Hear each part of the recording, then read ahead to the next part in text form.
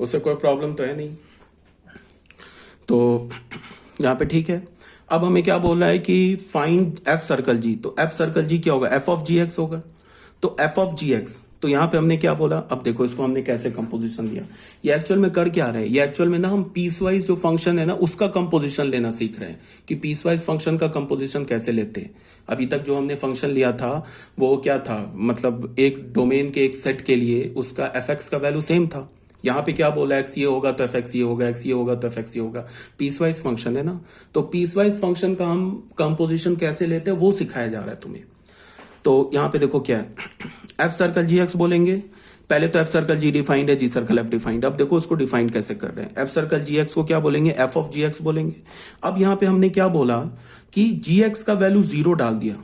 जी X का value zero है ना, कब, जब X is greater than equals to zero है। तो देखो जी एक्स का वैल्यू यहाँ जीरो डाल दिया और साथ में क्या बोल दिया, X is greater than equals to zero, कोई प्रॉब्लम नहीं है। फिर हमने क्या बोला, जी एक्स का वैल्यू क्या डाल दिया, माइनस टू एक्स डाल दिया। कब डाल दिया, वेन एक्स को हमने लेस देन जीरो बोल दिया यहाँ पे। तो ये हमारा डिफाइंड हुआ। अभी और इसको फर्दर सॉल्व करना है, देख लो। अब तुम ऐसे देखो, यहां पे जी एक्स अगर यहां पे, अब इस फंक्शन एफ के डोमेन में क्या आ रहा है ये बताओ। एफ का, अब यहां पे तुम एफ का डोमेन देखो, एफ के डोमेन में जीरो आ रहा है ना। यहां पे देखो एफ के डोमेन में जीरो यहां से आ रहा है ना। अगर डोमेन में जीरो है तो हम एफ एक्स फंक्शन कैसे डिफाइन करते हैं, टू एक्स बोलते हैं, ठीक है ना। तो अगर देखो यहां भी देखो, यहां भी डोमेन में जीरो है तो यहां भी इक्वल लगा दोगे तो कोई प्रॉब्लम नहीं है, यहां से भी निकाल लोगे कोई दिक्कत नहीं है, बिकॉज यहां पे भी जीरो पर जीरो आ रहा है, यहां पे भी जीरो पर जीरो आ रहा है। तो एक जगह हमने लगा दिया इक्वलिटी, दोनों जगह लगा दो कोई प्रॉब्लम नहीं है, ठीक है। तो यहां पे देखो ये डोमेन में एफ फंक्शन के जीरो है, तो एफ फंक्शन के डोमेन में अगर जीरो है तो हम एफ एक्स को क्या बोलते हैं, टू एक्स बोलते हैं। तो यहां पे हमने वही लिख दिया, टू इंटू जीरो। यहां पे हमने क्या बोल दिया, if x is greater than equals to zero.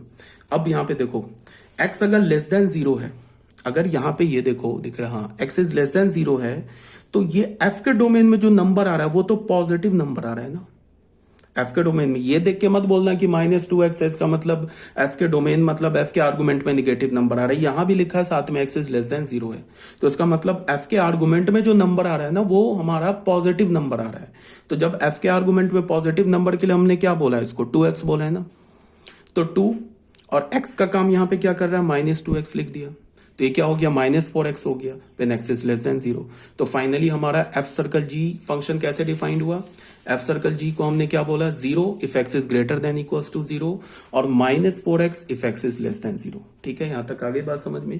अब जी सर्कल एफ पे आते हैं, तो जी सर्कल एफ एक्स को हम क्या बोलते हैं, जी ऑफ एफ एक्स बोलते हैं, ठीक है। अब यहां पे हमने क्या बोला कि एफ एक्स को हमने टू एक्स बोला, यहां देखो एफ एक्स को टू एक्स बोल दिया, इस एफ एक्स की जगह हमने टू एक्स लिख दिया, और यहां पे साथ में क्या बोल दिया, X is greater than equals to zero. फिर इस एफ एक्स की जगह जीरो बोल लिख दिया, और फिर क्या बोला, x is less than zero, कोई प्रॉब्लम नहीं है। अब तुम जी फंक्शन देखो, जी फंक्शन के आर्गुमेंट में कैसा नंबर गया, नॉन निगेटिव नंबर गया। तो जी फंक्शन के आर्गुमेंट में अगर नॉन निगेटिव नंबर है तो उसका वैल्यू क्या होता है, जीरो होता है ना। तो यहाँ पे जीरो आ गया, और यहाँ पे जी फंक्शन का जी जीरो पे क्या होगा बताओ, जी जीरो पर जीरो है तो जी जीरो पे जीरो हो गया। इसका क्या मतलब हो गया, जी सर्कल एफ एक्स किसके इक्वल हो गया, जीरो के इक्वल हो गया। For all x belongs to R, सारे एक्स के लिए हो गया ना। X is greater than equals to zero और लेस देन जीरो के लिए हो गया, g of f x zero हो गया। तो इसका क्या मतलब हो गया, g of f x is equal to zero for all x belongs to R. ठीक है, तो अभी हमारा जो कंपोजिशन ऑफ फंक्शन है इसका ये सारे क्वेश्चन कंप्लीट हो गए। अब यहाँ पे मैं ना तुम्हें properties of composition of function ये बता रहा हूँ। इसमें मैंने मोस्ट ऑफ द प्रॉपर्टी को प्रूफ नहीं किया है, ठीक है। ऐसे इसकी प्रूफ की कोई जरूरत भी नहीं है, ठीक है। अगर तुम प्रूफ करना देखना चाहते हो तो खुद से कर लो, प्रूफ है, या किसी बुक से देख लो। इसके प्रूफ की कोई जरूरत नहीं है, सिर्फ तुम थ्योरम याद रखो, थ्योरम में क्या बोला जा रहा है, ठीक है। जैसे हमने, अच्छा सेट तो तुम लोग को अभी नहीं पढ़ा है, ठीक है। तो इसमें क्या बोला जा रहा है, the composition of function is not commutative. किसी भी दो फंक्शन का कॉम्यूटेटिव नहीं होता इन जनरल, यहां पे लिख लो in general, that is f circle g is not equals to g circle, ठीक है। मैंने क्या बोला है कि दो फंक्शन का जो कंपोजिशन होता है वो इक्वल नहीं होता इन जनरल। ऐसा भी हो सकता है कि एफ सर्कल जी डिफाइंड हो, जी सर्कल एफ डिफाइंड ही ना हो। ऐसा भी हो सकता है कि दोनों डिफाइंड ना हो। ऐसा भी हो सकता है कि दोनों डिफाइंड हो बट इक्वल ना हो। ऐसा भी हो सकता है कि दोनों डिफाइंड और इक्वल भी हो जाए। तो क्या बोल रहा हूं मैं कि एफ सर्कल जी और जी सर्कल एफ इक्वल नहीं होता है इन जनरल। इसका मतलब composition of function is not commutative in general. हो भी सकता है बट इन जनरल क्या होता है, इक्वल नहीं होता है। तो ये हो गया हमारा थ्योरम 1। ठीक है, थ्योरम नंबर 2 में क्या बोला जा रहा है, the composition of function is associative अगर एग्जिस्ट करे तब। मान लो कि एफ सर्कल जी कंपोजिशन एच ये एग्जिस्ट कर रहा है, फिर एफ कंपोजिशन जी सर्कल एच ये दोनों एग्जिस्ट कर रहा है। अगर दोनों एग्जिस्ट कर रहा है तो ये दोनों इक्वल होगा 110%। अगर मान लो एफ सर्कल जी सर्कल एच ये एग्जिस्ट कर रहा है बट ये एग्जिस्ट नहीं कर रहा है, तब तो इक्वल ही नहीं होगा। जब एग्जिस्ट ही नहीं कर रहा है एक, तो फिर इक्वल की कोई बात ही नहीं उठती है, कोई सवाल ही नहीं उठता है। अगर एफ कंपोजिशन जी कंपोजिशन एच और एफ कंपोजिशन जी कंपोजिशन एच ये दोनों एग्जिस्ट कर रहा है किसी फंक्शन के लिए, एफ जी एच के लिए, तो दोनों इक्वल होगा, इस बात की गारंटी है। ठीक है, ये हो गया हमारा, इसीलिए मैंने लिखा एग्जिस्ट एग्जिस्ट, तो ये दोनों इक्वल होगा। अब आ जाओ थ्योरम नंबर, इसका मतलब क्या हुआ कि composition of function is associative if it exist. अगर एग्जिस्ट करेगा तो एसोसिएटिव होगा, नहीं करेगा तो नहीं होगा। कॉम्पिटेटिव नहीं है बट एसोसिएटिव है अगर एग्जिस्ट करे तो। थ्योरम नंबर 3 में क्या बोल रहा है, the composition of two bijective is bijection is a bijection, that is F and G are two bijection, then G circle F is also bijection. देखो, दो बाइजेक्शन फंक्शन का जो कंपोजिशन होता है वो हमेशा बाइजेक्शन होता है। बट फिर कंडीशन क्या है कि अगर मैं बोल रहा हूं कि एफ बाइजेक्शन है, जी बाइजेक्शन है, तो जी सर्कल एफ भी बाइजेक्शन होगा। लेकिन कंडीशन क्या है कि जी सर्कल एफ एग्जिस्ट करना चाहिए। जी सर्कल एफ भी बाइजेक्शन होगा, एफ सर्कल जी भी बाइजेक्शन होगा, बट कंडीशन क्या है कि वो एग्जिस्ट करना चाहिए। अगर एग्जिस्ट कर गया, एफ और जी बाइजेक्शन है और जी सर्कल एफ एग्जिस्ट कर रहा है तो 100% वो बाइजेक्शन है। और एफ सर्कल जी भी एग्जिस्ट कर रहा है तो भी 100% वो बाइजेक्शन ही है। ठीक है, अभी सबका प्रूफ क्या है, कोई जरूरत नहीं है प्रूफ का, टाइम वेस्ट होगा। प्रूफ काफी लंबा लंबा सब है, उस सबको काफी लेंथी प्रूफ है, तो उसका कोई जरूरत नहीं है एज इट इज। तब भी अगर देखना चाहते हो तो बुक देख लो, किसी बुक से मिल जाएगा प्रूफ, बट इसकी जरूरत नहीं है। अब क्या बोला जा रहा है कि हमारे पास एक फंक्शन है from set A to set B, then F composition, F का हमने कंपोजिशन लिया आइडेंटिटी फंक्शन के साथ, ए के साथ। हमने एक आइडेंटिटी फंक्शन बनाया सेट ए में, ठीक है, या हमने f composition identity function in A, या आइडेंटिटी फंक्शन एक बी कंपोजिशन एफ, ये एफ के इक्वल होगा। That is the composition of any function with identity function is the function itself. सबसे पहला सवाल ये उठता है कि आइडेंटिटी फंक्शन को हमने एफ फंक्शन के राइट साइड पे लिया, मतलब क्या है, एफ कंपोजिशन आइडेंटिटी फंक्शन ही नहीं लिया है। ऐसा नहीं लिया आइडेंटिटी फंक्शन ही ने कंपोजिशन एफ नहीं लिया। क्यों नहीं लिया? बिकॉज आइडेंटिटी फंक्शन ही ने कंपोजिशन एफ फंक्शन डिफाइंड ही नहीं होगा। क्यों नहीं होगा वो देख लेते हैं। एफ हमारा क्या फंक्शन है, ए से बी में। एफ हमारा फंक्शन है ए से बी में, और आइडेंटिटी फंक्शन इन ए जो होगा वो क्या होगा, ए से ए में होगा। आइडेंटिटी फंक्शन जो बी होगा वो क्या होगा, बी से बी में होगा।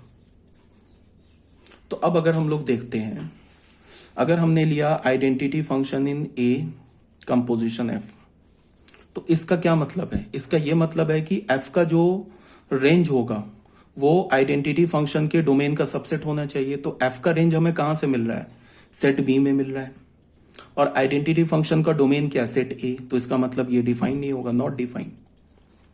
ठीक है ना। अब अगर मैंने बोला f composition identity function in A, ठीक है ना, आइडेंटिटी फंक्शन है, तो ये डिफाइंड है, और ये किसके इक्वल है, एफ के इक्वल है। क्यों? बिकॉज आइडेंटिटी फंक्शन का जो रेंज होगा, आइडेंटिटी फंक्शन का रेंज क्या होगा, पूरा सेट ए। ये देख लो, एफ फंक्शन का डोमेन के इक्वल है, तो इसका मतलब ये डिफाइंड, और ये एफ के इक्वल ही होगा। क्यों इक्वल होगा वो देख लो। हमने एक आइडेंटिटी फंक्शन ए में लिया, ऐसे तुम डायग्राम बना के देख लो। ये हो गया ए, ये सेट ए हो गया, और ये सेट बी हो गया। तो ये वाला जो फंक्शन, ये फंक्शन क्या हो गया, ये फंक्शन हो गया ना f composition identity function in A. इसको हमने एक आइडेंटिटी फंक्शन ए में ले लिया, इसको हमने एफ फंक्शन ले लिया। मान लो ए में ले लिया ए बी सी डी, ए में ले लिया ए बी सी डी, इसको हमने बी को ले लिया पी क्यू आर एस ले लिया।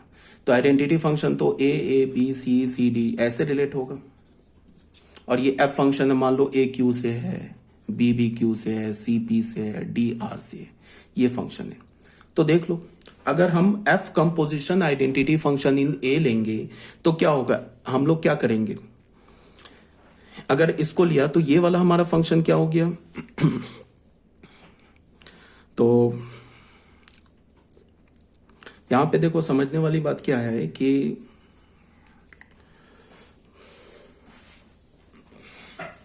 यहां पे इसको ऐसे तुम देखो, ये जो फंक्शन है ये क्या होगा, f composition identity function in A लिया तो ये आइडेंटिटी फंक्शन ए से एफ में जाएगा।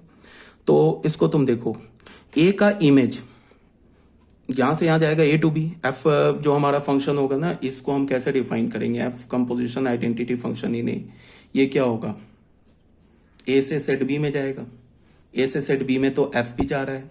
उसके बाद क्या है कि देखो, ए का यहाँ पे इमेज ए मिला, फिर ए का इमेज क्या मिल गया, क्यू, फंक्शन में भी देखो ए का इमेज क्यू है, फिर यहाँ पे आइडेंटिटी फंक्शन से जाएंगे तो बी का इमेज बी, और फिर यहाँ पे बी का इमेज क्या मिल गया, क्यू, फंक्शन में भी बी का इमेज क्यू है, फिर सी का इमेज सी, फिर सी का इमेज पी, फंक्शन में भी सी का इमेज पी है, फिर डी का इमेज डी और डी का इमेज आर, फंक्शन एफ में भी डी का इमेज आर है। तो इसका क्या मतलब हो गया, इसका डोमेन और एफ का भी डोमेन को डोमेन इक्वल हो गया ना। और ये जो हो गया f composition identity function in A x, ये इक्वल हो गया ना एफ एक्स के, for all x belongs to A, नहीं इक्वल हो गया, इमेज भी सेम है ना।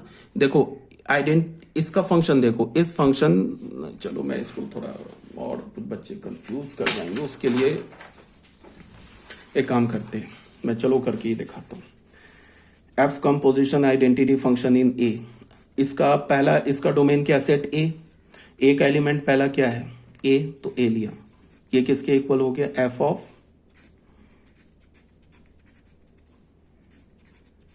ये किसके इक्वल हो गया, एफ ऑफ ए, ये किसके इक्वल हो गया, बी के। फिर एफ ऑफ आई ए, दूसरा एलिमेंट क्या है इसका, बी, तो बी लिया तो ये क्या हो गया, एफ ऑफ आई बी, यहाँ बी हो गया, आई बी एफ ऑफ बी हो गया, एफ ऑफ बी क्या हो गया, क्यू हो गया, एफ ऑफ आई ए सी लिया, ये क्या हो गया, एफ ऑफ, या ए लिख दिया सॉरी, आई ए सी, ये एफ ऑफ सी हो गया, एफ ऑफ सी का वैल्यू क्या हमारा, पी, एफ ऑफ आई ए जो कि इक्वल है ए डी, ये क्या है, F of I A D, ये डी, एफ डी का क्या हुआ, आर, ठीक है। तो ये देख लो ना, एफ ऑफ आई ए और एफ ए दोनों एक इक्वल है, F of I A B और एफ बी ये भी इक्वल है, एफ ऑफ आई ए और एफ सी ये भी इक्वल है, F of I A D और एफ डी ये भी इक्वल है। तो इसको हम क्या लिख सकते हैं, F of I A X is equal to F X for all x belongs to set A, ऐसे लिख सकते हैं ना। और इसका जो डोमेन हो गया वो भी क्या हो गया हमारा, ए से बी हो गया, और एफ फंक्शन का भी डोमेन ए से बी हो गया। तो देख लो, इसका डोमेन को डोमेन इक्वल हो गया, और फिर इसका इमेज भी सेम हो गया, तो ये फंक्शन इक्वल हो गया। तो यहां से क्या हो गया, F of identity function in A is equal to F, ठीक है ना। सेम लाइन पर क्या है हमारे पास, ये जो हमने अभी ये लिया है ना, सेम लाइन पे क्या, identity function in B composition F के इक्वल होगा।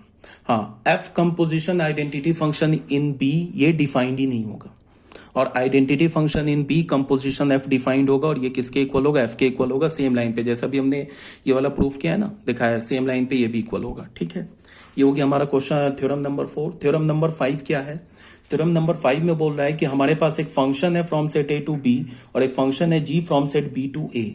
तो जी सर्कल एफ क्या होगा, एक आइडेंटिटी फंक्शन होगा ए में, if F is injective and G is subjective. अब तुम बोलोगे कहाँ से आ गया ये थ्योरम, तो रट जाओ, थ्योरम का प्रूफ हर जगह एग्जिस्ट करता है, अभी टाइम बिंग रट जाओ, प्रूफ की जरूरत होती नहीं है।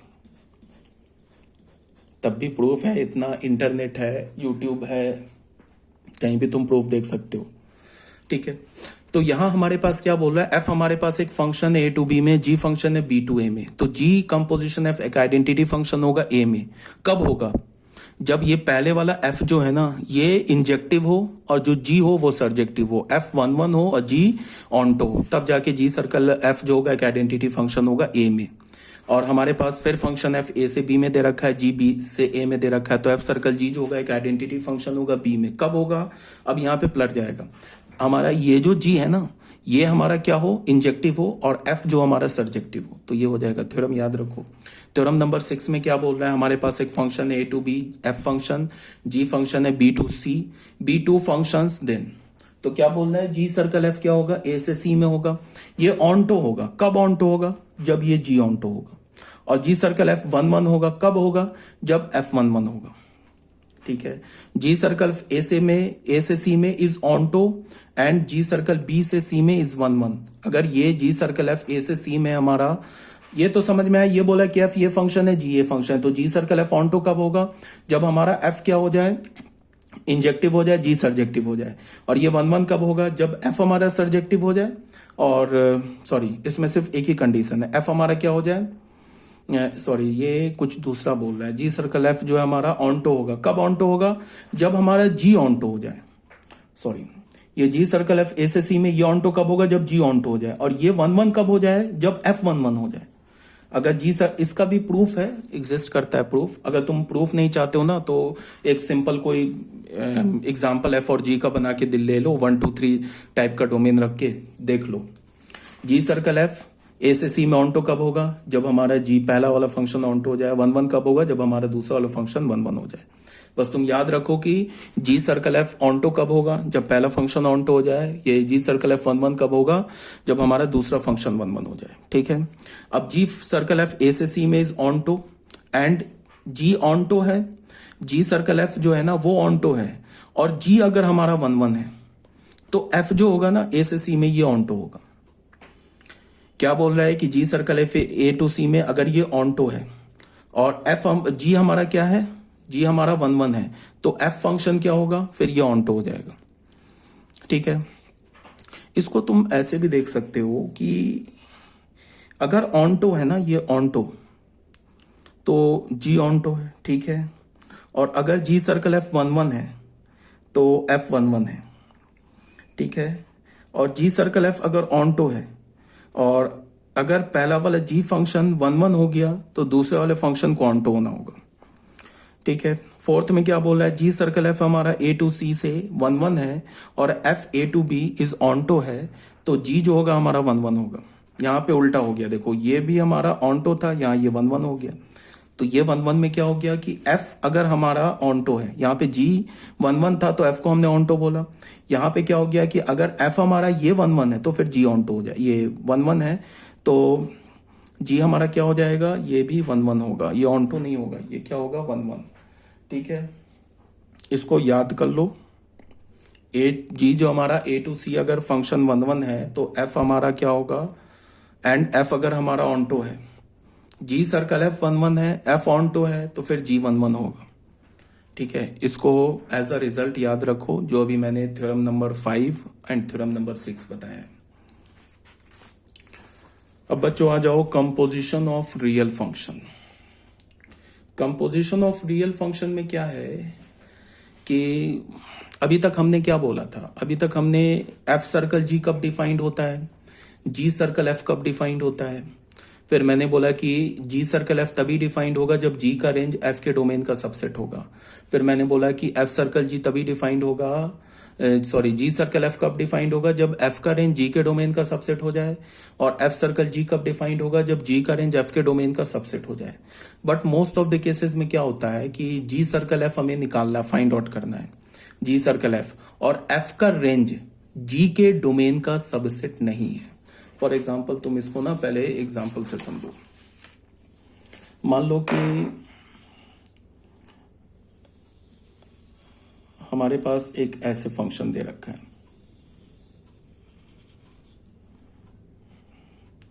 हमारे पास ए सेट ये दे रखा है, बी सेट ये दे रखा है, और एक तीसरा सेट हमारे पास ऐसे दे रखा है,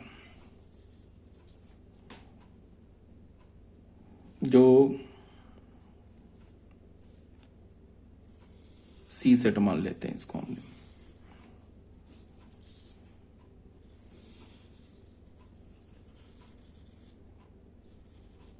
टी सेट मान लिया। ये हमारे पास एफ फंक्शन हो गया, ये हमारे पास जी फंक्शन हो गया।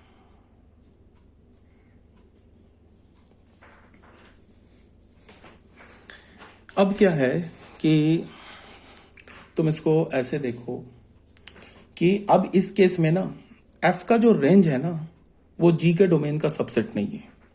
मतलब कि जो ये हमारा फंक्शन इधर से हम जी सर्कल एफ बोलेंगे तो एफ का रेंज ये सॉरी हाँ एफ का रेंज जी के डोमेन का सबसेट नहीं है। बट क्या है कि जो एफ का रेंज है ना, रेंज का कुछ एलिमेंट, रेंज देखो ए सेट को बी सेट का सबसेट कब बोलेंगे, जब ए सेट के सारे एलिमेंट बी सेट में लाई करे तभी तो ए को बी का सबसेट बोलेंगे। बट क्या है हमारे पास कि तुम ऐसे देखो, इसको ना एग्जांपल से समझो। 1 2 3 4 ले लिया, 5 6 7 8 9 ले लिया। एक फंक्शन हमने ऐसे डिफाइन कर लिया।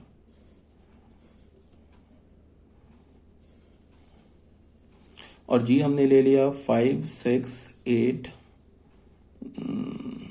9 10 ऐसे ले लिया, 11 12 13 14 ऐसे ले लिया हमने, और ये ऐसे हमने डिफाइन कर दिया। ये हमने जी फंक्शन डिफाइन कर लिया। अब एफ फंक्शन का जो डोमेन है वो क्या है, वो ए सेट है। एफ फंक्शन का जो रेंज है वो क्या हमारे पास 5 6 7, which is not the subset of domain of G function. Ji function के डोमेन का सबसेट नहीं है। देख लो ना 5 6 7, बट 7 तो लाई नहीं कर रहा है। तब भी हम कंपोजिशन ले सकते हैं। तब हम कंपोजिशन कैसे लेंगे, तब हम उस एक्स के लिए, मतलब कि अब भी हम जी सर्कल एफ डिफाइन कर सकते हैं। ये डिफाइंड होगा, बट ये किस एक्स के लिए डिफाइंड होगा, एफ के डोमेन के किस एक्स के लिए डिफाइंड होगा, जिस एक्स का इमेज जी फंक्शन के डोमेन में लाई करता है। इसको मैं बोल रहा हूं, इस मेरे स्टेटमेंट को सुनो। तब भी हम जी सर्कल एफ को डिफाइन करेंगे। यहां पे ऑब्वियस बात है ना, एफ का जो रेंज है वो जी के डोमेन का सबसेट नहीं है। तब भी हम जी सर्कल एफ डिफाइन करेंगे। किस एक्स के लिए, उस एक्स के लिए डिफाइन करेंगे जिस एक्स का इमेज एफ फंक्शन जी फंक्शन के डोमेन में लाई करता है। तो देखो किसका इमेज लाई करता है, 1 का इमेज 5 है तो ये 5 लाई करता है। इसका मतलब एफ जी सर्कल एफ का जो डोमेन लेंगे, डोमेन का एक एलिमेंट 1 आ जाएगा। ठीक है, उसके बाद देखो 2 का इमेज 5 है तो ये जो इमेज है ना 5, ये यहां भी लाई करता है तो ये जी सर्कल एफ के डोमेन में ये 2 भी आ जाएगा। फिर देखो एफ का यहाँ पे 3 का इमेज 6 भी लाई कर रहा है जी के डोमेन में, तो उसका मतलब ये जो 3 है ये जी सर्कल एफ के डोमेन में आ जाएगा। फिर अब आ जाते 4 का इमेज 7 है, 7 तो लाई नहीं कर रहा है, तो इसका मतलब क्या है कि अब हमें जी सर्कल एफ के डोमेन से ये 4 को हटाना पड़ेगा। जी सर्कल एफ के डोमेन से हमें ये 4 को हटाना होगा। अब क्या होगा, ये जी सर्कल एफ का जो डोमेन है ना ये चेंज हो जाएगा। पहले हम जी सर्कल एफ के डोमेन को आंख बंद करके क्या बोलते थे, जो एफ का डोमेन है यही बोलते थे ना। अब हम क्या बोलेंगे, जी सर्कल एफ के डोमेन का क्या बोलेंगे कि the set of all X, यहां पे ऐसे लिख रहे हैं domain of G circle F लिख रहे हैं। जी सर्कल एफ के डोमेन को हम क्या बोलेंगे, the set of all X such that F X जो है ना, ये इमेज है ना, belongs to domain of G. अब ये जी सर्कल एफ का डोमेन हो जाएगा। अब जैसे अगर मैं बोलूं कि domain of F circle G, इसके डोमेन को क्या बोलेंगे, the set of all X such that G X Y जो होगा belongs to domain of F. ऐसे अब हम फंक्शन डिफाइन कर लेंगे। और कोडोमेन तो सेम होगा। कोडोमेन इस केस में जी सर्कल एफ का कोडोमेन क्या होगा, जो जी का कोडोमेन होगा। इस केस में एफ सर्कल जी का कोडोमेन क्या होगा, जो एफ का कोडोमेन होगा। बट यहां पे जी सर्कल एफ और एफ सर्कल जी के डोमेन का डेफिनेशन चेंज हो गया। क्या हो गया डोमेन का डेफिनेशन चेंज? जी सर्कल एफ का डोमेन क्या होगा, हमें उस एक्स को लेना है। एफ सर्कल जी सर्कल एफ का डोमेन क्या होगा, एफ के डोमेन में हमें उस एलिमेंट को लेना है जिस एलिमेंट का इमेज जी फंक्शन के डोमेन में लाई करता है। उस एक्स को लेना है, वो एक्स का वैल्यू या जी सर्कल एफ के डोमेन में लाई करेगा। एफ सर्कल जी में हमें उस एक्स को लेना है जिसका इमेज जी एक्स, जी का इमेज क्या होगा, जी एक्स एफ फंक्शन के डोमेन में लाई करे, तो वो एफ कंपोजिशन जी का क्या बन जाएगा, डोमेन बन जाएगा। ठीक है। अब कोई एक सोचेगा क्या कि मान लो कि 567 के अगर मान लो कि एफ फंक्शन का जो इमेज होगा एफ एक्स, मतलब कि एफ फंक्शन का जो इमेज है, कोई भी इमेज जी फंक्शन के डोमेन में लाई ना करे। अब मान लो कि यहाँ पे 5, 6, 7 की जगह मान लो यहाँ पे होता 16, 17, 18, 19 होता, तो एफ का जो इमेज है कोई भी इमेज जी के डोमेन में नहीं लाई कर रहा है। इसका मतलब क्या है कि एफ का रेंज और जी का डोमेन का इंटरसेक्शन 5 है। अगर ऐसा हो जाए ना, ऐसा हो जाए रेंज ऑफ एफ, यहां पे देखो इस केस में क्या है, रेंज ऑफ एफ का इंटरसेक्शन डोमेन ऑफ जी के साथ, ये तो 5 नहीं है ना। और इस केस में क्या है, रेंज ऑफ जी, अच्छा इस केस की बात करें, यहां पे जो भी डायग्राम ड्रॉ किया है, इस केस में 5 तो नहीं है। तो इस केस में क्या हो जाएगा कि जी सर्कल एफ को हम डिफाइन करेंगे। कैसे डिफाइन करेंगे, इसका डोमेन क्या होगा, ये डोमेन हो जाएगा। और रेंज क्या होगा, जो जी, ये रेंज कह रहा हूं, कोडोमेन क्या होगा, जो जी का कोडोमेन होगा। बट अगर रेंज ऑफ एफ का रेंज जो है वो और डी के डोमेन का, जी फंक्शन के डोमेन का इंटरसेक्शन 5 आ जाए, इसका मतलब क्या है कि एफ का रेंज जो है वो एफ के रेंज का कोई भी एलिमेंट जी फंक्शन के डोमेन में लाई ही नहीं करता है। तब तो जाके फाइनली हम बोलेंगे जी circle F is not defined. अगर एफ के रेंज का एक भी एलिमेंट जी फंक्शन के डोमेन में लाई कर जाए, तब जाके फिर जी सर्कल एफ डिफाइंड हो जाएगा। और जी सर्कल एफ का डोमेन क्या होगा, यहां पे लिखा है। अगर जी के रेंज का एक भी एलिमेंट एफ फंक्शन के डोमेन में लाई कर जाए, तो फिर एफ सर्कल जी डिफाइंड हो जाएगा। और एफ सर्कल जी का डोमेन क्या होगा, जो यहां पे लिखा है। समझ में आ रही है बात? यहां पे हमने क्या बोला कि ये जो रेंज है ना 7, ये तो जी के डोमेन में लाई नहीं कर रहा है, तो कोई बात नहीं है। इसका मतलब क्या करेंगे, इस 4 को ना हम जी सर्कल एफ के डोमेन से हटा देंगे, इस 4 को। तो फिर हम जी सर्कल एफ का डोमेन क्या लेंगे, 1, 2, 3, उसके बाद जी सर्कल एफ डिफाइन कर देंगे। अब देखो जी फंक्शन का रेंज क्या है, जी फंक्शन का रेंज है 11, 12, 13, 14। जी फंक्शन के रेंज का कोई भी एलिमेंट एफ फंक्शन के डोमेन में नहीं लाई कर रहा है। इसका मतलब क्या है कि एफ सर्कल जी डिफाइंड ही नहीं होगा। आप कुछ भी कर लो, एफ सर्कल जी डिफाइंड नहीं होगा। बट यहां पे जी सर्कल एफ डिफाइन कर रहा है। जी सर्कल एफ डिफाइंड हो रहा है किस एलिमेंट के लिए, उस एलिमेंट के लिए जिसका रेंज, उस एलिमेंट के लिए जिसका इमेज जी के डोमेन में लाई कर रहा है। 1, 2, 3 का जो इमेज है ना 5, 6, 7, सॉरी 1, 2, 3 का इमेज है ना 5 और 6, ये 5 और 6 जी के डोमेन में लाई कर रहा है। तो जी सर्कल एफ डिफाइंड होगा। जी सर्कल एफ का डोमेन क्या हो जाएगा, 1, 2, 3। तो हम अब ऐसे डिफाइन करेंगे। ये बात क्लियर हो रही होगी। तो यही हमारा क्या है, कंपोजिशन ऑफ रियल फंक्शन। तो आई थिंक ये समझ में आ रहा होगा। इसके बाद कंपोजिशन ऑफ रियल फंक्शन, ये लास्ट टॉपिक है कंपोजिशन ऑफ फंक्शन का। इस पे कुछ क्वेश्चंस हैं जो कि थोड़ा हमें समझना पड़ेगा, कैसे कैसे रियल फंक्शन का कंपोजिशन लिया गया है। देखो उसके बाद फाइनली हमारा inverse of an element, invertible function हम पढ़ेंगे। इन्वर्टेबल फंक्शन के बाद हम पढ़ेंगे बाइनरी ऑपरेशन। फाइनली हमारा ये जो टॉपिक है ना फंक्शन, ये क्लियर हो जाएगा। मोस्ट प्रोबेबली आज हमारा संडे तक मैं कोशिश करूंगा कि सारे जो भी पीडीएफ है ना उसका मैं वीडियो लेक्चर बना के सेंड कर दूं। तो संडे तक मैं कोशिश करूंगा कि तुम लोग को सारे वीडियो लेक्चर बन जाए। ठीक है, तो ठीक है फिर।